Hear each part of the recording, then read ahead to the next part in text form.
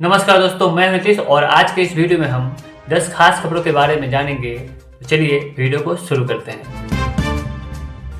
तो दोस्तों, भारत के मुख्य न्यायाधीश CJI DY चंद्रचूड़ ने भारतीय पत्रकारों की विदेशों में प्रशंसा करते हुए कहा है कि भारत के जो पत्रकार है वह गलत सूचनाओं को रोकने के लिए और उस पर कानूनी कार्रवाई की गलतफहमी को दूर कर कोर्ट के सही फैसले को लोगों तक पहुंचाने में भारतीय पत्रकारों ने बहुत अच्छा ही भूमिका निभाया है।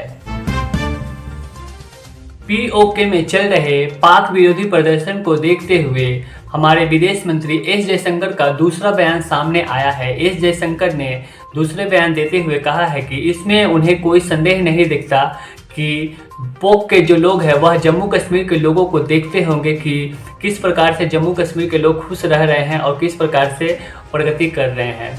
वे आगे कहते हैं कि पोक के लोग इसमें भेदभाव की भावना को देखते होंगे, मतलब कि POK के लोग भेदभाव महसूस कर रहे होंगे। बुर्का हटाने पर हैदराबाद की बीजेपी प्रत्याशी माधवी लता पर FIR दर्ज होने के बाद माधवी लता ने कहा है कि सच बोलने पर उन्हें FIR का मेडल मिला है। उन्होंने आगे कहा कि पीठासीन अधिकारी ने एक नाबालिग लड़की को वोट डालते हुए देखा, मगर उस पर कोई कानूनी कार्रवाई नहीं हुई, उस पर FIR दर्ज नहीं हुए। मंगलवार को हुई सुप्रीम कोर्ट में पतंजलि के भ्रामक विज्ञापन मामले पर सुनवाई करते हुए SC ने कहा है कि योग गुरु रामदेव की लोगों पर बहुत अच्छा प्रभाव है और रामदेव इसका सही इस्तेमाल करें। हाल ही में अटल सेतु से सफर करने के बाद एक्ट्रेस रश्मिका मंदाना का प्रतिक्रिया सामने आया है। उन्होंने इस पर प्रतिक्रिया देते हुए कहा है कि इतना अद्भुत इंफ्रास्ट्रक्चर देखकर उन्हें गर्व महसूस हो रहा है। 2 घंटे की दूरी उन्होंने 20 मिनट में तय की है। उन्होंने आगे कहा है कि अब भारत रुकने वाला नहीं है। जिस तरह से पिछले 10 सालों में भारत ने विकास किया है वे काबिले तारीफ है। पाकिस्तान के रक्षा मंत्री ने पूर्व सैन्य तानाशाह अयूब खान को उनके कब्र से निकालकर फांसी पर लटकाने की मांग की है। भारत में पहली बार CAA के तहत शरणार्थियों को नागरिकता प्रमाण पत्र सौंपे गए। इस पर केंद्रीय गृह मंत्रालय ने कहा कि केंद्रीय गृह सचिव अजय भल्ला ने नई दिल्ली में 14 लोगों को CAA के तहत नागरिकता प्रमाण पत्र सौंपा है। कर्नाटक के हुबली में एक 23 वर्षीय युवक ने प्रपोजल ठुकराने के कारण एक 21 वर्षीय युवती की चाकू से गोदकर हत्या कर दी है और यह घटना तड़के सुबह की है और इस घटना को लेकर पुलिस आरोपी को पकड़ने के लिए छापेमारी कर रही है।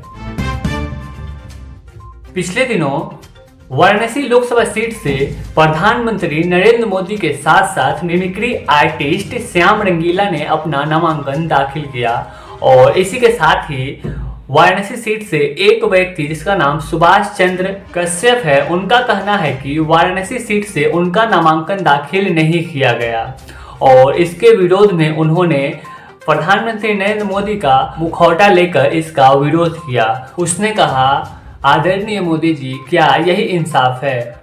उसने आगे कहा कि जहां से आप चुनाव लड़ेंगे क्या वहां से कोई अन्य चुनाव नहीं लड़ सकता है क्या? यह तो बिल्कुल तानाशाह की तरह है। यूपी के CM योगी आदित्यनाथ जी ने कहा है कि इंडिया गठबंधन में औरंगजेब की आत्मा घुस गई है और अगर इंडिया गठबंधन इस बार जीतती है तो वह जजिया कानून जरूर लाएगी।